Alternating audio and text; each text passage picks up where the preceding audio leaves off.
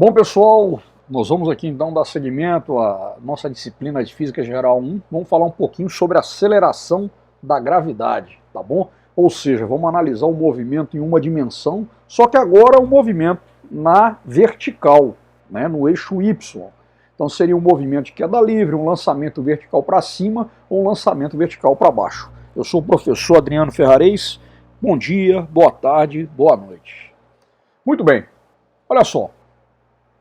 O Galileu Galilei, ele foi o primeiro físico moderno a estudar a queda dos corpos, tá? E ele refutou as ideias de Aristóteles, né? O Aristóteles, que foi um grande cientista, né, da antiguidade, o Aristóteles ele baseava as suas teorias na suposição, né, na hipótese. Né, enquanto que Galilei deu uma grande contribuição à ciência, que foi justamente por meio do método científico, né, em que você levanta uma hipótese, você realiza um experimento, né, você observa você levanta a hipótese, você faz uma observação, realiza um experimento. A partir desse experimento, você vai elaborar uma síntese desse fenômeno e você tem, então, depois a elaboração de uma teoria, tá certo? Né, de uma lei. E o Aristóteles não tinha esse método científico, né, para poder elaborar suas teorias, né? Então, por exemplo, o Aristóteles, ele afirmava que se eu tivesse dois corpos de massas diferentes, lançados de uma mesma altura, no mesmo instante, o corpo que tivesse uma maior massa chegaria primeiro ao solo. Né? Então, se eu pegasse, por exemplo, uma bola de ferro de 2 kg e uma bola de ferro de meio quilo, lançados ao mesmo tempo, de uma mesma altura, a bola de 2 kg chegaria primeiro que a bola de meio quilo. Né? O Galileu, né, ele refutou essas ideias e, para isso, ele realizou um experimento. Né? Diz a história, né, que é um pouco lenda, de que ele foi até a Torre de Pisa, né? Pisa é uma cidade da Itália, a torre que hoje está bem inclinada, né? Não tanto, mas bem inclinada, e lá de cima ele soltou dois corpos de massas diferentes e observou que os dois caíam ao mesmo tempo, tá bom? Então, o Galileu, né, por meio desse experimento, mostrou que corpos caem com a mesma velocidade e com a mesma aceleração, independentemente da sua massa, tá?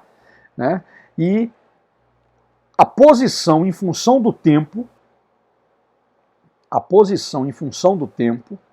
né, ela é diretamente proporcional, né, ao tempo ao quadrado, e a velocidade também está relacionada com o tempo, tá bom? Né? Então, que é fruto justamente de uma aceleração constante, como a gente viu lá nas deduções das equações da função horária do espaço e da velocidade, tá bom? Então, por exemplo, aqui, né? Se eu tiver aqui uma bola de tênis e uma bola de papel amassada, lançadas no vácuo, isso é importante, né? Na ausência de ar, desprezando a resistência do ar, a gente vai observar o quê? Que esses dois corpos caem com a mesma velocidade, com a mesma aceleração, tá? Beleza? Né? Obviamente que a bola de tênis ela tem uma massa maior que a bola de papel. Bom, se a gente considerar a resistência do ar, né, então eu tenho uma força, a ação de uma força que não é só a força gravitacional, tá? Então, o que acontece? Né? A gente tem que tomar cuidado, né, para ver justamente essa observação. Por quê? Se eu pegar agora, olha só, a bola de tênis e a folha de papel que deu origem à bolinha de papel amassada, a gente vai observar o quê? Que a bola de tênis vai cair com a velocidade maior, né, e vai chegar ao solo num tempo menor. Né? Por quê? Porque aqui, ó, sobre a bola de papel vai agir uma força que seria a resistência do ar. A resistência do ar age sobre essa folha de papel, tá? E isso faz com que ela demore mais para cair. Tá bom?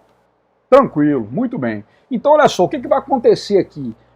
O movimento de queda livre, o movimento de lançamento vertical para cima e lançamento vertical para baixo, né, é um movimento em uma dimensão. Só que nessa situação, a minha aceleração ela é o quê? É a aceleração da gravidade, menos g. Tá? Sempre considerado como menos g. Por quê? Porque eu adoto esse referencial. Tudo que aponta para cima é positivo, né, no meu referencial. A gravidade, como tem um sentido para o centro da Terra, vai ser negativa. As equações aqui que eu vou ter seria quem? Olha só, essa aqui é a função horária da velocidade para o movimento, aqui, ó, né? De queda livre, ou de lançamento vertical para cima, ou lançamento vertical para baixo, né? Você vê aí, né, que é parecida com aquela V igual a V0 mais AT, só que no lugar de A eu tenho menos G.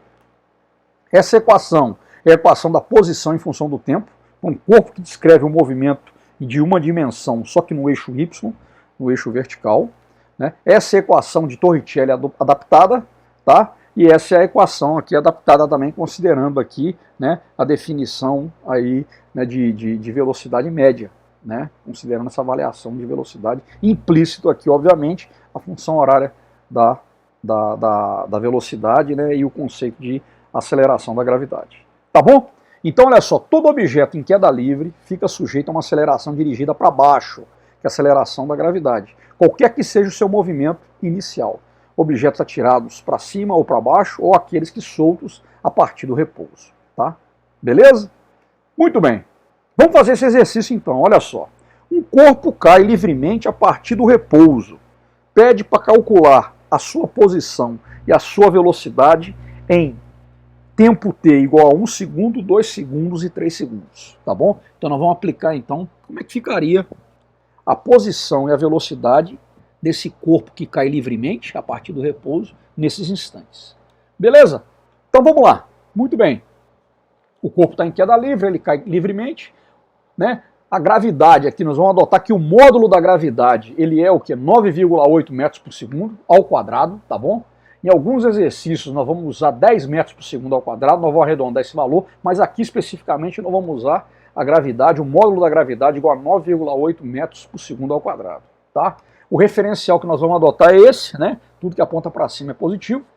O corpo é lançado a partir, ó, dessa altura inicial igual a zero, né? Então, já que ele cai, as posições dele a partir no decorrer do tempo vão ser posições negativas, né?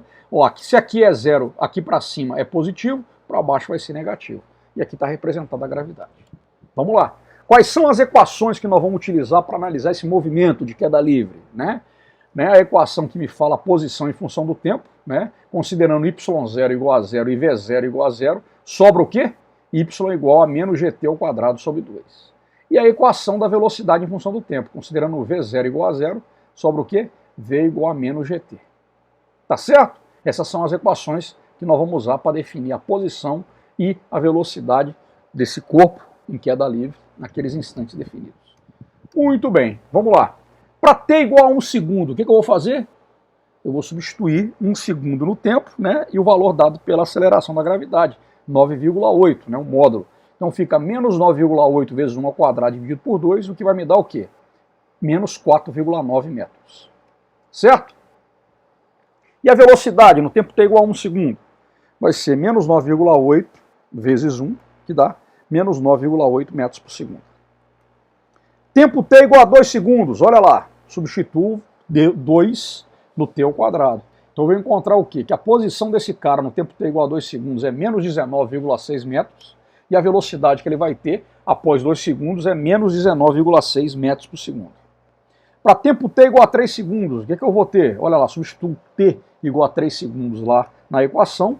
Eu vou encontrar que a posição dele vai ser menos 44,1 metros, tá certo? E a velocidade dele vai ser menos 29,4 metros por segundo. Certo? Aqui, olha só, né? Nessa figura a gente tem aqui uma representação geral. Olha lá, no tempo t igual a 1 segundo, ó, a posição dele menos 4,9 metros. A velocidade dele, depois de 1 segundo de queda, é menos 9,8 metros por segundo. No tempo t igual a 2 segundos, a posição dele é menos 19,6 metros. A velocidade dele é menos 19,6 metros por segundo. Tá bom?